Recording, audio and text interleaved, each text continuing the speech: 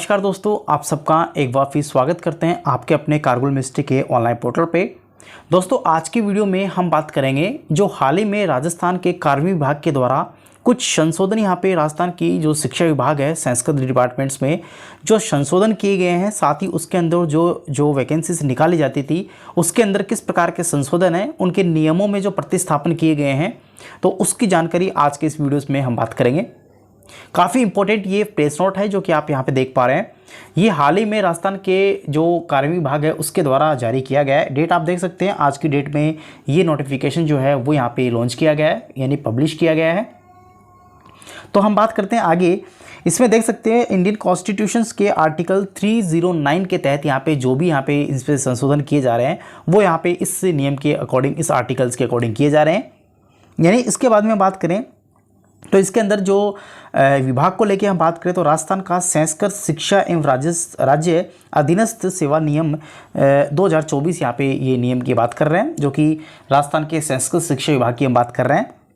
इसके अंदर हमारे पास में नियमों में दूसरे नियम में जो संशोधन किए गए हैं उसमें किया गया है कि जो भी यहाँ पे हमारे पास में जो वैकेंसी निकाली जाएंगी राजस्थान के अंदर, जो भी संस्कृत डिपार्टमेंट्स में जो टीचर्स की वैकेंसी निकाली जाएंगी, वहाँ पे जो पीटीआई की वैकेंसी निकाली जाएंगी, या फिर आप यूँ समझे कि वहाँ पे जो लाइब्रेरियन की वैकेंसी जो निकाली जाएंगी, या फिर लैब असिस्टेंट की वैकेंसी जो निकाली जाएंगी, समस्त जो प्रक्रिया है उसके वैकेंसीज को निकाले जाने से लेके उसके ज्वाइनिंग तक की जो भी यहाँ पे कार्यभार है, जो भी यहाँ पे जो प्रतिक्रिया है, जो भी क्रिया यहाँ पे की जाएगी वो राजस्थान के कर्मचारी चयन बोर्ड के द्वारा किया जाएगा।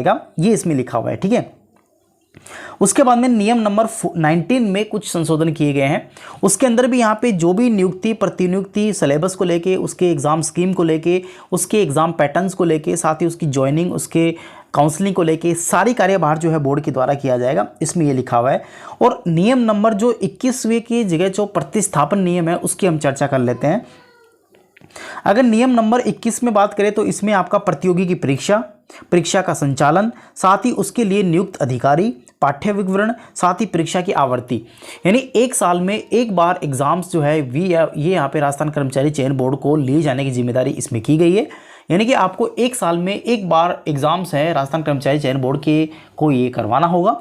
उसके बाद नियम नंबर 22 में हम बात करें तो उसमें आप देख सकते हैं कि 22वें में जो प्रतिस्थापन नियम है, यहाँ पे इसके लिए जो भी अधिकारी है वो यहाँ पे नियुक्त किया जाएगा, जिसके द्वारा ये बोर्ड के द्वारा जो भी संचालन प्रक्रिया होगी वो इसके द्वारा ही की जाएगी। साथ ही बैकलॉग वैकेंसीज की भी यहाँ पे नोटिफिकेशन निकाला जाएगा। नोटिफिकेशन से मेंशन भी किया जाएगा कि कितनी पिछली बार यहाँ पे खाली रही हैं और क्या उसके रीजंस रहे हैं। ये भी यहाँ पे आपको ऑफिशियल नोटिफिकेशन में एक जो प्रतिनियुक्ति व्यक्ति है यानी अधिकारी है उसके द्वारा ये मैंशन किया जाएगा। उसके बाद में नेक्स्ट हम बात करें, यहाँ पे देखें विज्ञप्ति रिक्तियों के 50% से अधिक के आवश्यकता अनुसार नहीं निकाली जाएंगी, यानी जो भी है विज्ञप्ति आपको 50% के अकॉर्डिंग ही यहाँ पे देखने को मिलेगी। उसके बाद में बात करें जो भी मार्गदर्शन होंगे, जो भी यहाँ पे पैटर्न्स होंगे, एग्जाम्स होंगे, उसको डेट होगी, एग्जाम सेंटर होंगे, सभी राजस्थान कर्मचारी चयन बोर्ड के द्वारा ही ये तय किए जाएंगे, जो कि बोर्ड इसको आप कह सकते हो। उसके बाद में अनुसूचित जनजाति यानी SC, ST, OBC, MBC, EWS जो भी यहाँ पे कैटेगरीज की जो रहेंगी उसके लिए भी यहाँ पे जो सीधी भर्ती के द्वारा भरी जाने वाली रिक्तियों की संख्या यहाँ पे प्रदर्शित करनी होगी। परीक्षा में उपस्थित होने की अनुज्ञा के आवेदन के प्रस्तुतिकरण की तारीख और प्रस्तुतिकरण यहाँ पे भी करना होगा। अभ्यर्थियों को यहाँ पे जो अर्हता है यानी जो एग्जाम्स वो देने जा रहा है उसके लिए क्वालिफिकेशन भी उसकी होनी चाहिए। उसके बाद में परीक्षा का दिनांक, स्थान, तारीख, साथ ही परीक्षा का पाठ्यक्रम भी यहाँ पे इसके तहत यहाँ पे रखे गए हैं। साथ ही नियम 23 के अंदर संशोधन किए गए हैं, उसको लेके हम बात कर लेते हैं। देखिए 23वें नियम के अंदर जो संशोधन किए गए हैं वो फीस को लेके किए गए हैं। जो भी बोर्ड के द्वारा जो एग्ज़ाम आप फिल करेंगे उसकी फ़ीस के लिए जो नियम होंगे वो आपको फॉलो करने पड़ेंगे। 24वें नियम में प्रतिस्थापन जो किया गया है उसको लेके हम बात कर लेते हैं।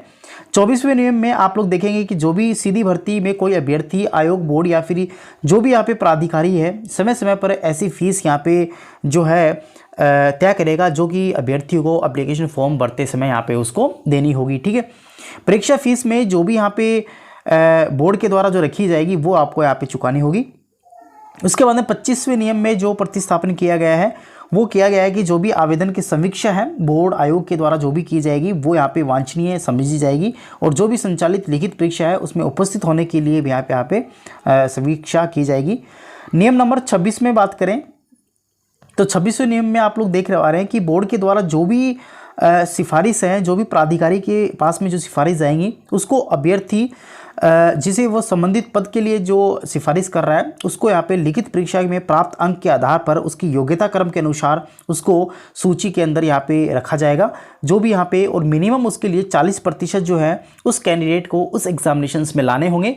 उस 40% के आधार पे उसकी कट ऑफ का डिसीजन जो है वो यहाँ पे उसकी कैटेगरीज के अकॉर्डिंग होगा, और उसके बाद में ही उसको उसके अनुरूप उसके क्वालिफिकेशन के अनुरूप यहाँ पे उसको जो प्राथमिकता है वो सूची के अंदर दी जाएगी। ठीक है, उसके बाद में बात करें तो उसके लिए आपको जो अगर मान लीजिए जो कैंडिडेट यहाँ पे SC ST कैटेगरी से बिलोंग कर रहा है तो उसके लिए 5% जो है कंसेक्शन यहाँ पे रखा गया है, यानी 40% मिनिमम जो क्वालिफाई मार्क्स है उसको यहाँ पे 35% जो है मिनिमम क्वालिफाई मार्क्स उस एग्ज़ाम्स के लिए लाने होंगे। उसके बाद में बोर्ड के लिए जो रिक्तियाँ हैं उसमें 50% की सीमा तक उपयुक्त अभ्यर्थियों के नाम आरक्षित सूची में प्रगवार रखे जाएंगे, यानी जो भी आपकी वेटिंग लिस्ट बनाई जाएगी, जो भी आरक्षित जो सूची बनाई जाएगी उसके अंदर 50% जो वैकेंसीज हैं उसका 50% जो है वेटिंग लिस्ट में रखे कैंडिडेट को रखा जाएगा।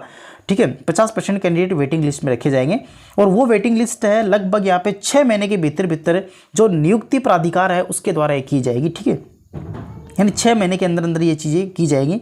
आगे बात करते हैं अनुसूची सेकंड में जो संशोधन किए जा रहे हैं उसको लेके बात करें। देखिए 6 क्या के अंदर यहाँ पे अध्यापक जो कि संस्कृत स्तर फर्स्ट कक्षा फर्स्ट से लेके 5th का जो टीचर्स होंगे जो शिक्षा विभाग में निकाले जाएंगे उसके लिए जो नियमों में संशोधन किए गए हैं उसकी हम बात कर रहे हैं। आप स्क्रीन पे देख पा रहे हैं। पहली बात तो ये जो भर्ती है जो भी अध्यापक संस्कृत के अंदर जो स्तर फर्स्ट यानी कक्षा फर्स्ट से 5th के लिए जो टीचर नियुक्त किए जाएंगे वो टोटली 100% यहाँ पे डायरेक्ट वैकेंसीज के माध्यम से लिए जाएंगे। उसमें किसी प्रकार का प्रमोशन, प्रतिनियुक्ति, डेपुटेशन यहाँ पे नहीं लिया जाएगा। उसके बाद में उस कैंडिडेट को यहाँ पे आप देख सकते हैं संस्कृत माध्यम से वरिष्ठ उपाध्याय समतुल्य पारंपरिक संस्कृत परीक्षा निःशुल्क व अनिवार्य बाल शिक्षा अधिकार अधिनियम 2009 के तहत यहाँ पे समय समय पर उसको अनेक प्रकार के मापदंड से गुजरना होगा। उसके बाद में अध्यापक जो 6ठी से लेकर 8वीं तक जो कैंडिडेट है उसकी वैकेंसी 100% ही डायरेक्ट वैकेंसी निकाली जाएंगी, कंपटीशन एग्जाम्स के माध्यम से उसको चुना जाएगा। उसमें भी आप देख सकते हो इसमें ये क्वालिफिकेशन इसमें दे रखी है। इसी प्रकार से 6 ख की बात करें जिसमें अध्यापक स्तर फर्स्ट को फर्स्ट से लेके 5th तक आपका 100% वैकेंसी डायरेक्ट निकाली जाएंगी। अध्यापक सेकंड लेवल की बात करें इसमें भी 100% जो है वैकेंसी डायरेक्ट निकाली जाएंगी। उसके बाद में आप ये कुछ नियम्स हैं, आप चाहें तो उनको पढ़ सकते हैं। बाकी मैं कहूँगा कि ये ज़्यादा चीज़ें आपको इंपॉर्टेंट नहीं है क्योंकि ये सिलेबस के अकॉर्डिंग आपको रखा गया है जो भी कैंडिडेट सिलेबस है। जैसे मैं आपको एक बता देता हूँ, जो अभ्यर्थी प्रारंभिक शिक्षा के अंदर जो बीएड है, एमएड है, इस प्रकार के कोर्स कर रखे हैं, 4 वर्षीय एकीकृत पाठ्यक्रम की अर्हता रखने वाले किसी भी अभ्यर्थी को तत्संबंधी विषय के साथ अहकारी परीक्षा उत्तीर्ण करना भी आवश्यक होगा। देखिए अगर आपके पास में कोई डिग्री है, कोई बीएड है, बीपीएड है या फिर इस प्रकार की कोई डिग्री है इसके समतुल्य, उसके अलावा आपको गवर्नमेंट के द्वारा आयोजित कॉम्पिटिटिव एग्जाम्स भी क्वालिफाई करना पड़ेगा, तभी आपको इसके लिए फाइनली यहाँ पे सेलेक्ट माना जाएगा। उसके बाद में अनुसूची 5th में हम बात करें, 6 में बात करें तो आप देख सकते हो इसमें लेवल 1 से लेवल 2 में अध्यापक सामान्य स्तर L1 L2 के लिए शारीरिक शिक्षा, साथ ही पुस्तकालय अध्यक्ष ग्रेड 3 के लिए, प्रयोगशाला सहायक के लिए भी प्रतियोगी परीक्षा की स्कीम का पाठ्यक्रम भी इसमें रखा जाएगा। यानी जो अनुसूचित 6 में रखे गए हैं जिसमें आपका लाइब्रेरियन ग्रेड 2 है, ग्रेड 3 है, प्रयोगशाला सहायक है, उसके बाद अध्यापक है संस्कृत में लेवल 1 और लेवल 2। इसी प्रकार से अध्यापक सामान्य के लिए जो लेवल L1 और L2 के लिए, इसी प्रकार से पीटीआई वैकेंसीज के लिए भी यहाँ पे जो परीक्षा स्कीम है वो रखी जाएगी। परीक्षा स्कीम को लेकर बात करें, अध्यापक संस्कृत पद के लिए जो परीक्षा जो स्कीम रखी जाएगी उसके पाठ्यक्रम L1 L2 की बात करें, अधिकतम 300 नंबर का होगा। परीक्षा के लिए एक प्रश्न पत्र होगा, साथ ही 2.5 घंटे का समय आपको दिया जाएगा। प्रश्न पत्र में एमसीक्यू बेस्ड 150 टोटल क्वेश्चंस रहेंगे, एक क्वेश्चन 2 नंबर का रहेगा। नकारात्मक जो मार्किंग है वो भी रखी जाएगी, गलत होने पे आपका 1/3 अंक जो है वो काटा जाएगा। उसके बाद में नेक्स्ट हम बात करें तो संस्कृत के अंदर L1 के लिए फर्स्ट से फिफ्थ के लिए आप देख सकते हो राजस्थान के अंदर जो राजस्थान का भौगोलिक है, ऐतिहासिक है, सांस्कृतिक राजस्थानी 100 क्वेश्चन होंगे, 100 अंक का होगा। उसके अंदर राजस्थान शैक्षणिक परिप्रेक्ष्य निःशुल्क अनिवार्य 80 नंबर का होगा। और हमारे पास में 50 नंबर का विद्यालय संस्कृत से संबंधित, शैक्षिक रीति विज्ञान से संबंधित 40 नंबर का, 20 नंबर का मनोवैज्ञानिक, और हमारे पास में 10 नंबर का सूचना तकनीकी। इस प्रकार से 300 अंक जो है वो डिसाइड यहाँ पे इस पेपर के लिए किए गए हैं। उसके बाद में नेक्स्ट हम बात करें तो अध्यापक संस्कृत के लिए लेवल 2 के लिए जो हमारे पास में 6वीं से लेके 8वीं तक के जो हमारे पास में रखे गए हैं कंटेंट सिलेबस के, वो आप यहाँ पे देख सकते हो। उसके बाद में हमारे पास में सामान्य स्तर के जो टीचर्स हैं L1 L2 के लिए जो परीक्षा स्कीम है, सेम यहाँ पे परीक्षा स्कीम है, कोई ज़्यादा चेंजेस आपको देखने को नहीं मिलेगा। जो संस्कृत शिक्षा विभाग में L1 L2 टीचर्स के लिए जो रखी गई है क्वालिफिकेशन, वही क्वालिफिकेशन और स्कीम ऑफ एग्जामिनेशन है, सिलेबस है, वो सेम रखा गया है। यहाँ पे आप देख सकते हो सामान्य टीचर्स के लिए आप देख सकते हो थोड़ा चेंजेस आपको देखने को मिलेगा, इसमें हिंदी इंग्लिश भी आपको मेंशन कर दी गई है।